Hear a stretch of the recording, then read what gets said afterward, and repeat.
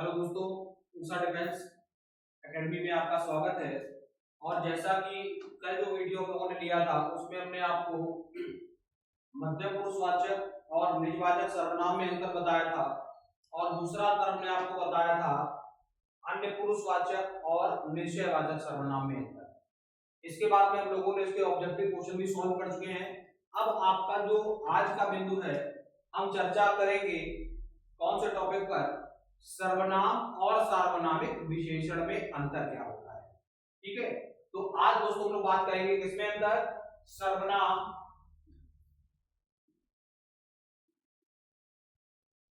और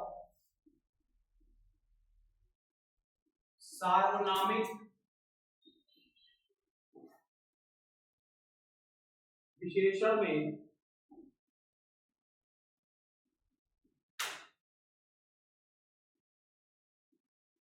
अंतर। तो इन दोनों में मुख्य अंतर यह है कि जब हम बात करें किसी भी एग्जांपल्स के माध्यम से इनको हम समझ सकते हैं। जैसे हमने कहीं पर कोई एग्जांपल लिया है, यह मेरा भाई है, यह मेरा भाई है। एक एग्जांपल हमने आपका ये बना दिया। और एक एग्जांपल लेते हैं हम, यह लड़का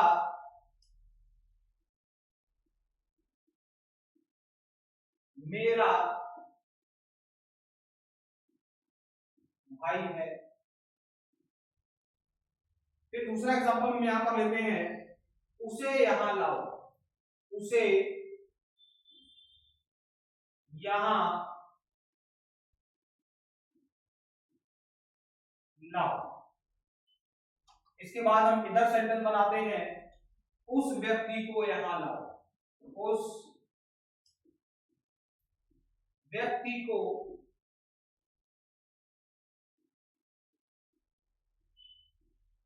यहां लाओ। तीसरा सेंटेंस अगर हम तुलनात्मक रूप में रखेंगे तो वह चंचल है, वह चंचल है। तो अगला एग्जांपल हमारा इस तरफ है, वह बालक या वह लड़का चंचल है। अगला एग्जांपल हमारे पास में है बेटा, किसी को बुलाओ, किसी को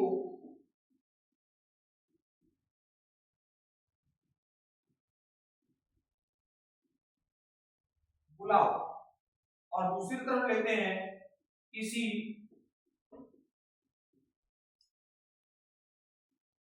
कारीगर को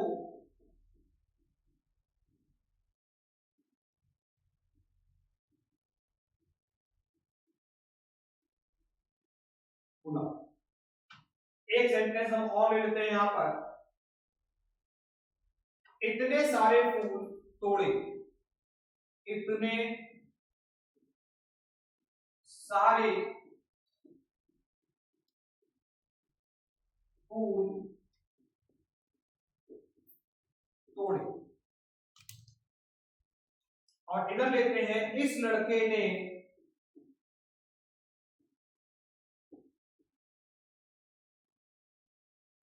इतने सारे फूल तोड़े। ठीक है बेटा, ये हमारे पास लगभग पांच एग्जांपल्स हैं तुलनात्मक रूप में। तो इस पर हम टॉपिक डालने से पहले आपको ये बता दें कि सर्वनाम और सार्वनामिक विशेषण हम वाक्यों के अंतर कैसे कर पाएंगे, या वाक्यों के बीच में अंतर कैसे कर पाएंगे, कैसे इन वाक्यों को हम पहचान पाएंगे।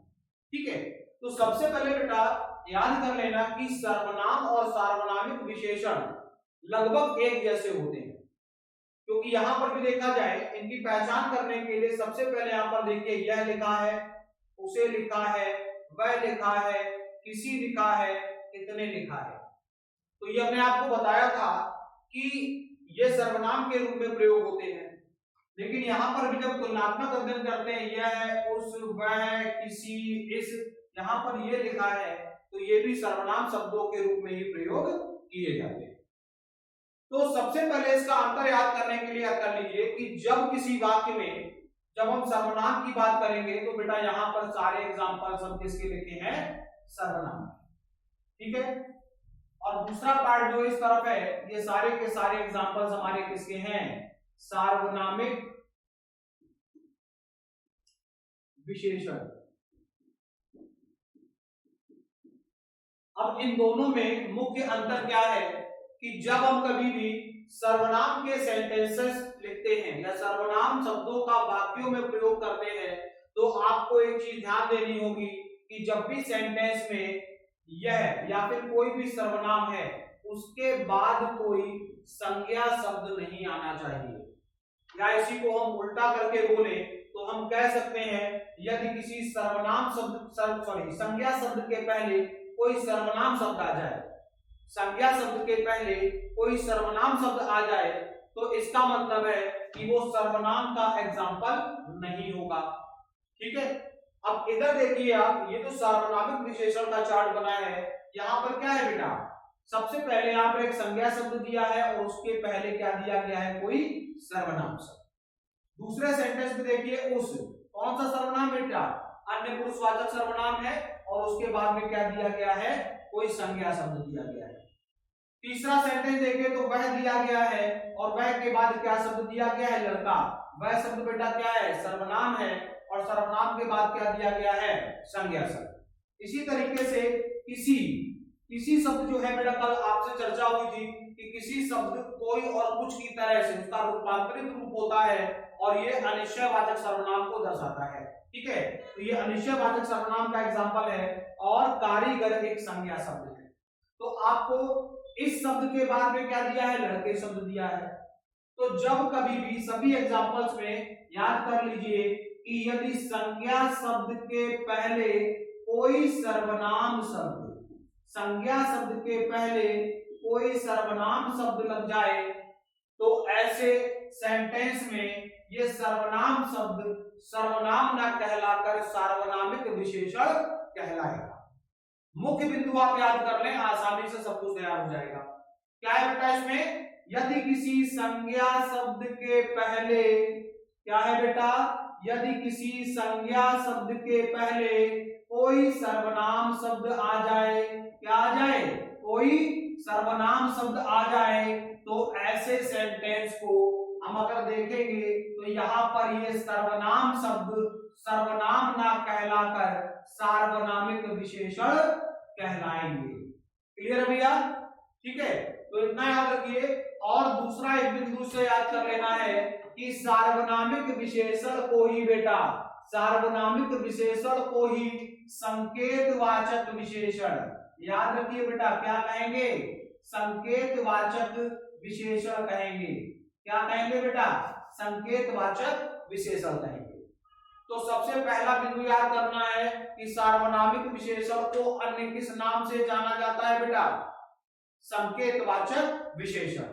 और इसके बाद में सार्वनामिक विशेषणों की पहचान सेंटेंस में कैसे होगी, जब किसी संज्ञा शब्द के पहले कोई सर्वनाम शब्द रखा हो तो उसे हम सर्वनाम ना कहकर सार्वनामिक विशेषण के रूप में पहचानेंगे, ठीक है। और जब इधर आएंगे तो देखिए भैया, यह मेरा भाई है, यह मेरा भाई है, तो अब देखिए यहां पर सर्वनाम के बाद क्या आ रहा है, सर्वनाम। क्या आ रहा है बेटा, सर्वनाम के बाद सर्वनाम आ रहा है। दूसरे सेंटेंस में उसे भी सर्वनाम है बेटा, और यहां क्या होता है, यहां बेटा जो शब्द याद कर लेना, ग्रामर में अभी आपको टॉपिक पढ़ाना है अव्यय। क्या है बेटा, अव्यय। तो सर्वनाम के बाद क्या आया, यहां पर अव्यय शब्द आया। तीसरा सेंटेंस लेते हैं, वह चंचल है, वह क्या है, चंचल। तो चंचल उसकी क्वालिटी है, विशेषण है, तो इसका मतलब यहां पर क्या आया, वह के बाद कोई विशेषण शब्द आया बेटा, ठीक है। इसके बाद में किसी को बुलाओ, तो यहां पर बेटा किसी शब्द जो है ये सर्वनाम है। कल चर्चा हुई थी कि किसी क्या होगा अनिश्चयवाचक सर्वनाम। किसको बुलाओ कुछ नहीं पता, ठीक है। इसके बाद में कारक चिन्ह है, बुलाना क्या है क्रिया है। तो क्या इसके बाद में इतने सारे फूल तोड़े, इतने सारे फूल तोड़े, तो इतने के बाद क्या शब्द आया सारे। तो सारे शब्द भी क्या होता है बेटा विशेषण के रूप में, परिमाणवाचक विशेषण के रूप में इसको रिप्रेजेंट कर सकते हैं। तो अब यहां पर देखो कि किसी भी सेंटेंस में संज्ञा शब्द के बाद कोई सर्वनाम शब्द सर्वनाम शब्द के बाद कोई संज्ञा शब्द आपको नहीं लिखना है। तो जब कभी भी किसी सर्वनाम शब्द के बाद कोई संज्ञा शब्द ना लिखे, या हम इसको उल्टा करके कह सकते हैं, यदि वाक्य को बनाने के लिए कितने पद आवश्यक होते हैं बेटा 5 मुख्य पद हमारे 5 होते हैं, संज्ञा, सर्वनाम, क्रिया, विशेषण और अव्यय। तो 5 पद होते हैं। तो आपको याद रखना है कि सर्वनाम के बाद संज्ञा ना आए, सर्वनाम के बाद संज्ञा ना आए। बाकी चाहे सर्वनाम के बाद सर्वनाम आ जाए, चाहे सर्वनाम के बाद विशेषण आ जाए, चाहे सर्वनाम के बाद क्रिया आ जाए, चाहे सर्वनाम के बाद अव्यय आ जाए, तो ऐसी स्थिति में हम इसे सर्वनाम ही कहेंगे बेटा। क्या कहेंगे? ऐसी स्थिति में हम इसे सर्वनाम ही कहेंगे।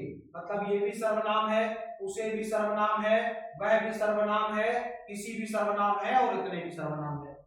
लेकिन इधर की जब बात करें, यह के बाद क्या आया बेटा? सर्वनाम के बाद संज्ञा आया, उसके बाद क्या आया? व्यक्ति, व्यक्ति शब्द भी संज्ञा है। वह के बाद क्या आया? सर्वनाम के बाद संज्ञा है, किसी के बाद फिर संज्ञा है, इसके बाद लड़के भी संज्ञा है। अर्थात सार्वनामिक विशेषण वो विशेषण है जब संज्ञा के पहले सर्वनाम आ जाए और इसके बाद जब सर्वनाम की पहचान करनी हो तो सर्वनाम के बाद सर्वनाम, क्रिया, विशेषण और अव्यय आए। तो ऐसी स्थिति में सर्वनाम को सर्वनाम ही कहेंगे बेटा, और यदि संज्ञा आ जाए सर्वनाम के बाद तो उसे सार्वनामिक या संकेतवाचक विशेषण के नाम से जानेंगे। तो आज के लिए इतना ही, और आशा है कि आपको ये बिल्कुल समझ में आ गए होंगे, दोनों का अंतर समझ में आ गया होगा। तो पुनः आपको उषा डिफेंस एकेडमी में आप लोग क्लास ले रहे हैं, इसके लिए बहुत बहुत शुभकामनाएं और आपका उज्जवल भविष्य हो। धन्यवाद।